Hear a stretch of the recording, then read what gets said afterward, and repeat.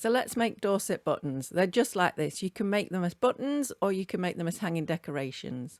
I'm Christine of Christine's Crafts and I've dedicated my website and my YouTube channel to crafting on a budget. I've been crafting for years and these are just adorable. So all you're going to need is some sort of ring. It could be wooden, plastic, anything you like. A needle, I use a blunt one just because why not? You don't need a sharp one. And some embroidery threads. Now you'll notice I do also have a sharp one, which I will use a little bit later and I will show you how. So that's all you're going to need, and it's up to you how many embroidery threads, depends how fancy you want your pattern. You could do it all the same colour, or like this one, you could have 3 different colours. So let's get started. I'm going to start by doing something called casting, and it's where we're going to cover the ring because we just want it the same colour as the button.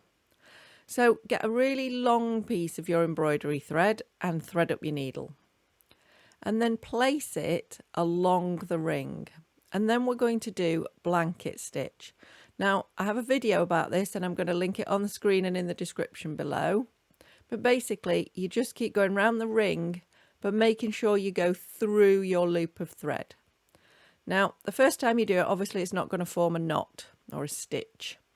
So you just have a little bit of messing about to do at the beginning. You can see mine hasn't pulled around fully. So don't worry, just spend a little bit of time until that stitch is just lying there on the outside of your ring. And you'll see what look like a little row of tiny knots appearing. And those are your stitches. And you just keep working your way round. So take that needle through the loop and pull it, and you've got another stitch. So we're going through the hoop, through the loop, and pull it tight. And you're just going to keep doing that until you're all the way round your hoop. Now you can see what I'm doing here is trapping in that thread. So you can leave it as long as you like, or you can trim it down a bit so that you get it enclosed. You don't need loads and loads of it for it to be secure. And then just keep going. Now, obviously, you've guessed how much thread. Because if, like me, you've no idea how much you're going to need when you set off, and it depends on the size of your ring. So I can't even give you any guidance. So what can happen is that your thread can run out whilst you're on your way round before you get to the other end. And if that happens, you can deal with it in a very simple way, just like you did when you were starting. So I use all my thread up. I'm only 3/4 of the way round. Just thread up a new length and then lie both of those ends along your hoop.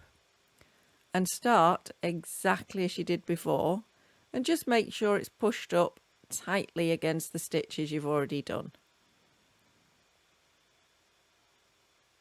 So you can see what I'm doing is trapping both lengths of thread to keep them secure. Now you might not have to do this if you've got a long enough thread at the start, but I think it's important for you to know there's no need to panic if your thread runs out.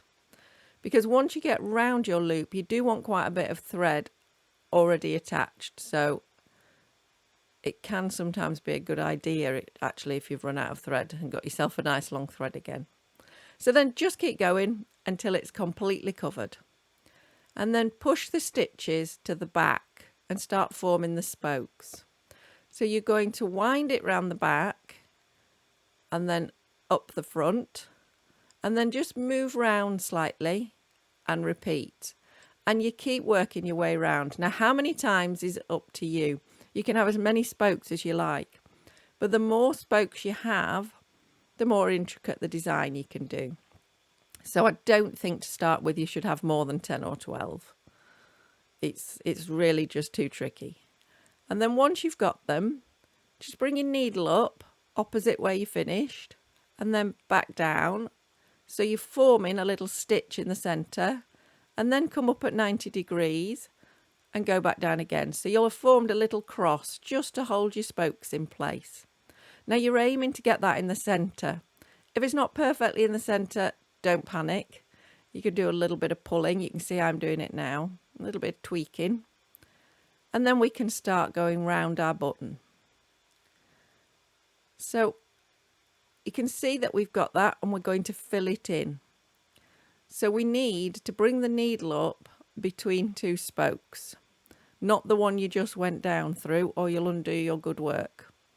So just come up and then back down one behind, and then come up two further forward. Not that first one, the second one. So you're going back to wrap round, and then you go forward two. And you'll see, because I've got quite a short thread now, I'm having a bit of trouble.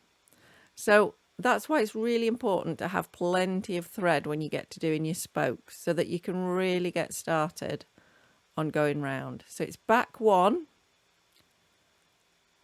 forwards two, back one, and forwards two. And that's what you're going to keep doing for the whole button. But obviously you're not going to do it on one thread. You might want to do stripes and change the colour. And later on you might want to do fancy designs. But this tutorial is all about keeping it simple. So the most you're going to do in this tutorial is a stripe. So you can see that rhythm that you're getting into. Back one, forwards two. Back one,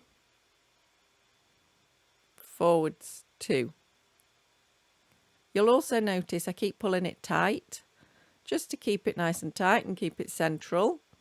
But then when you run out of thread, so I'm going to use a different colour, hence I can introduce a stripe, you just cut yourself a new length, thread up your needle, and then tie it at the back of the button to the length that you've just run out of. So make sure you do this little knot at the back, and that it's nice and tight against the back, so you don't pull it through to the front when you set off again.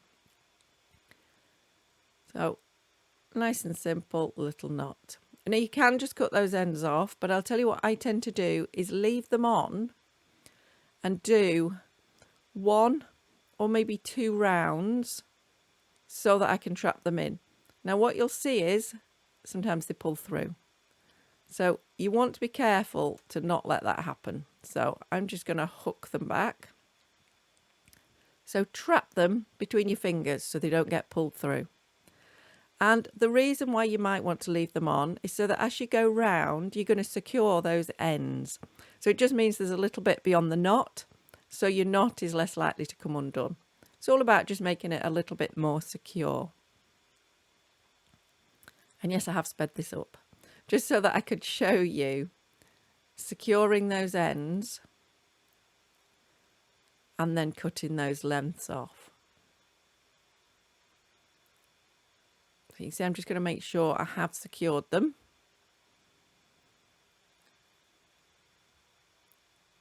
And once they're nicely trapped in, I can just cut them off, and then I don't have to worry about them anymore. And then keep going. It's actually a really nice, relaxing thing to do. It's great for decorations, but I have to say I have made them for buttons. And at the end, I will show you different ways I've used them.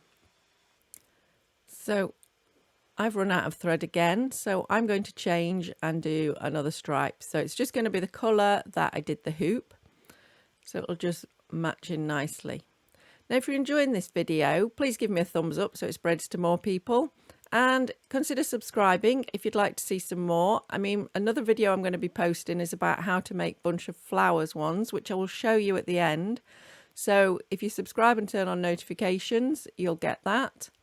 Now you'll see this time I'm going to tidy that end up by feeding it down the back of one of the spokes. And that's another way of clearing up ends.